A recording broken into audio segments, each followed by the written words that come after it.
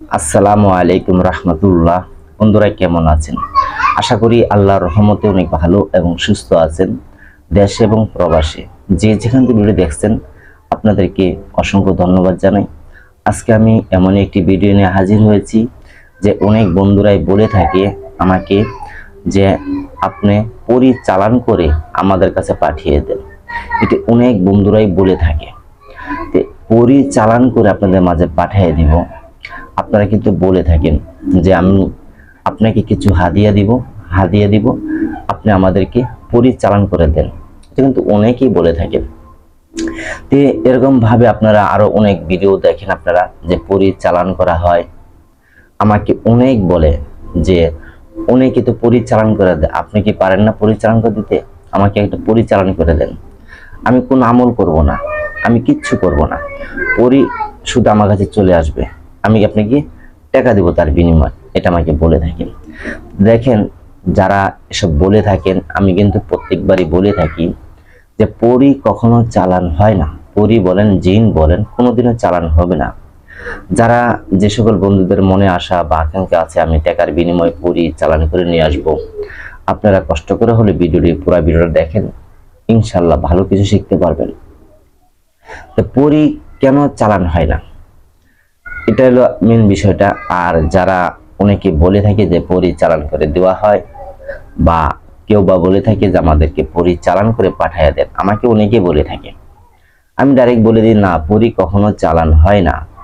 পরি কি করে চালান হবে দেখেন, কারণ আপনি যখনই একটা পরীকে চালান করে দিবেন, সেই পরিটা বা সেই জিনটা নিশ্চয়ই যে চালান করবে তার সাধন করা জিনিস, সেটা এত পরিশ্রম করে কষ্ট করে সাধন করেছে, এটা কিন্তু আপনাকে চালান করে দিবে না, কখনো দিবে না।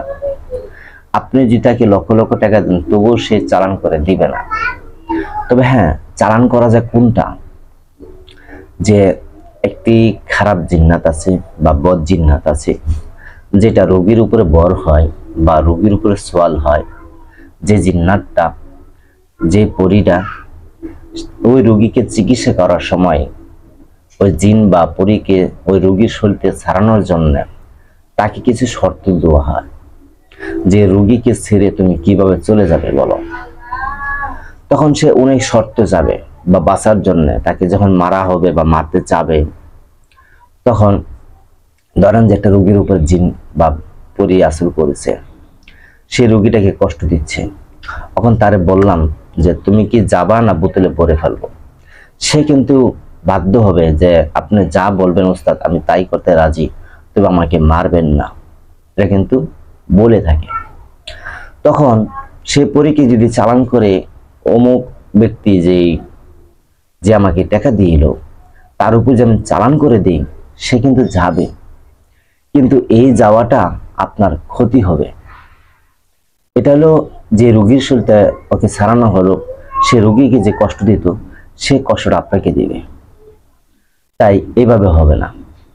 আরেকটা আছে যে পরিচালন করে দিয়ে দাও, যেমন আপনি যারকে বলছেন যে পরিচালন করে দেওয়ার জন্য, সে যে কষ্ট করে সাধন করেছে, এই সাধনটা তো আপনাকে দিয়ে দিবে না, কখনো দিবে না। কারণ সে রাতের পর রাত জেগে দিনের পর দিন পরিশ্রম করে ঘুমকে হারাম করে সে সাধনগুলি করেছে, উস্তাদের পিছে ঘুরে বছরের পর বছর ঘুরে হাজার হাজার টাকা উস্তাদের পিছে ব্যয় করে সে শিক্ষা অর্জন করেছে। আপনাকে সামান্য অল্প করে টাকার বিনিময় আপনাকে চালান করে দিবে? কখনো দিবে না। যারা নাকি পরিচালন করে আনতে চান আপনারা সতর্ক হয়ে যাবেন, পরি কখনো চালান হবে না। আর যারা বলবে আপনারা বিশ্বাস করবেন না, কারণ পরি কখনো চালান হয় না। চালান হয় যেমন সাতের পরি যারা জিন্নাত যারা চালান করা যায় তাদেরকে কিভাবে, যেমন একটা রুগী আছে, ওই রুগীর একটা সমস্যা হয়েছে বা জাদু করেছে, সেই জাদু কাটার জন্য, বা কোনো মানুষের উপরে কোনো জাদু মন্ত্র বা কুফরি কালাম করা হয়েছে সেটা কাটার জন্য বা চিকিৎসা করার জন্য, চিকিৎসা বাবদে চালান করা যায়, কিন্তু চালান করে কাউকে দেওয়া যাবে না, এটা সাবধান থাকবেন। যদি আপনার পরি বা জিন্নাত বলেন মুয়াক্কেল বলেন আপনি সাধন করতে চান বা কবিরাজি শিক্ষা অর্জন করতে চান, আপনার একটি পরি বা একটা জিন্নাতের প্রয়োজন বা একজন মুয়াক্কেলের প্রয়োজন যদি আপনি কবিরাজি করতে চান। আর যাদের সাথে এই জিন্নাত বা মুয়াক্কেল না থাকবে, তাদের কবিরাজিটা সফলতা হবে না, আর হলেও তারা খুব রিস্কের উপর থাকবে।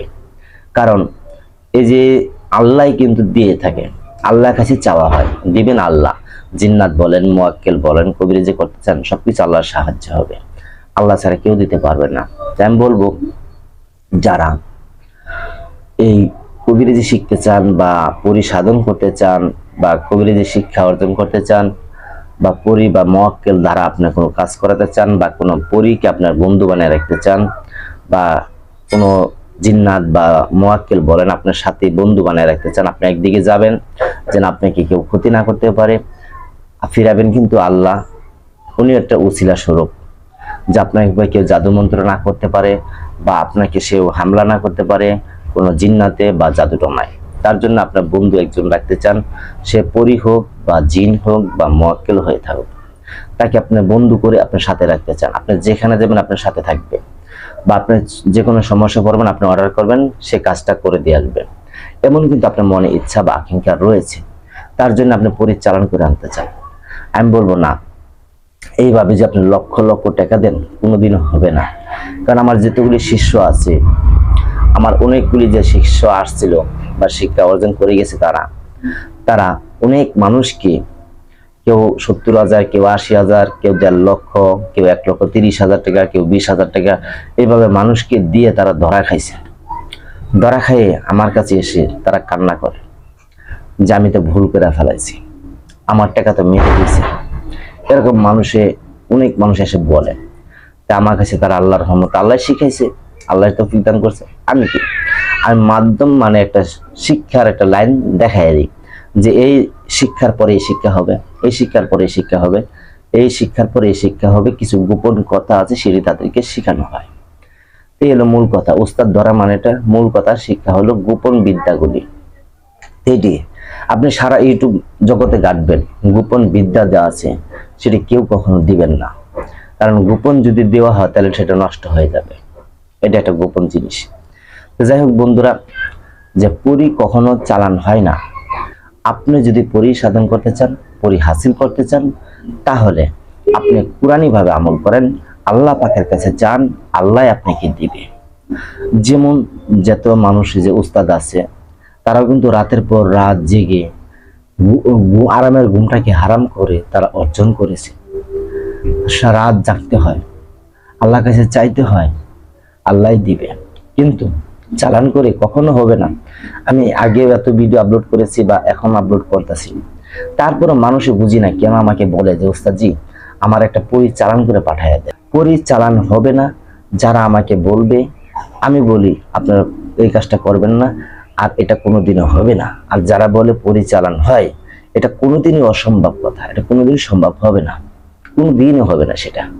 আর যদি হয়, সেই খবিশ জিন্নাত বা খবিশ যে রোগীর শরীরে যেটা আছে সেটা হবে, ভালো কিছু সে পাবে না।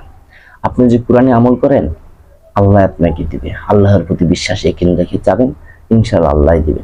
কিন্তু একজন উস্তাদ ধরতে হবে। আর সবচেয়ে এসব আমল করার আগে অবশ্যই আপনারা আপনার বাবা মার কথা অনুযায়ী চলাফেরা করবেন।